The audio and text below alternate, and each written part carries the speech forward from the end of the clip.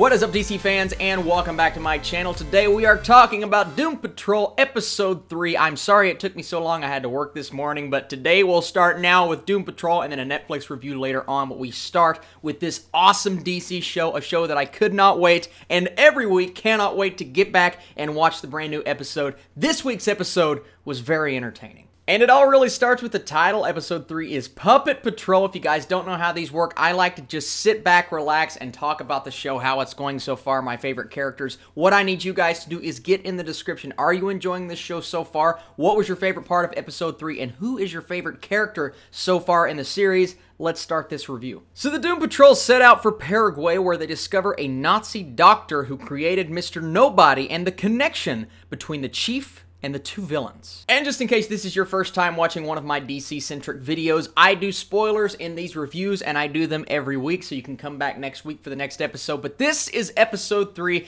and let's start with the thing that everybody's wanting me to talk about, the thing that I continue to forget to talk about in every review, and that is Crazy Jane. I want to talk about her character for just a second. I have enjoyed her in the previous 2 episodes, although she was not fleshed out as much as I wanted. This episode continues to give us a little more with her, and we got to see her powers continue to flesh out. Her battle at the main end I thought was awesome. I love when she talks and the words create and then she can use them as weapons. It's a very comic booky thing to do. It's a choice that I don't know, if I was the executive, I would have said that probably won't work on TV, but you know what? I hold my tongue because it's working. It's really cool, and it gives each individual character something different because she's not just kung fu kicking and karate chopping like every other superhero. She is using her environment around her and all of her different abilities and each individual personality. I think it's so cool when it all comes together, and we finally got a bit more of a glimpse into who she really is in this episode, and I like that as well. She's a really good character, one that I had to come around on because episode 1 I'm like, oh, she's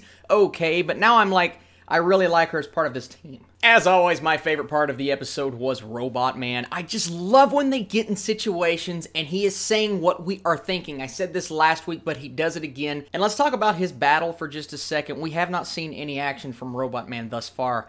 And my goodness, guys, this is gory, bloody, intense, yet still comic booky. That's the difference between this and a show like Daredevil. Daredevil is not as comic booky. I love what it does, but it's very realistic. It's based in reality. This was still kind of realistic, but they are so out there and far-fetched. He is ripping people in half, slamming them against the wall, crushing people's skulls. You can see the blood just squirt out of them, and sometimes it looks a bit too CGI, but I was still eating it up because it feels like it is straight from the Doom Patrol story in the comics, and I loved it. It knows what it is. This entire story knows what it is, and it accepts the fact that it's just a tad bit cheesy. Even that shot at the end where the guy comes out and he's got a velociraptor head and he's got celery for fingers, that is so out there and crazy, and really in any other show, I would say that is ridiculous. This show is stupid. But not Doom Patrol, because it accepts the fact that it's just a little bit out there, and it makes it so different from a show like Titans and so different from anything on the CW universe. And because of all of those reasons, so far, so good. This show is 3 for 3 with its episodes in Season 1,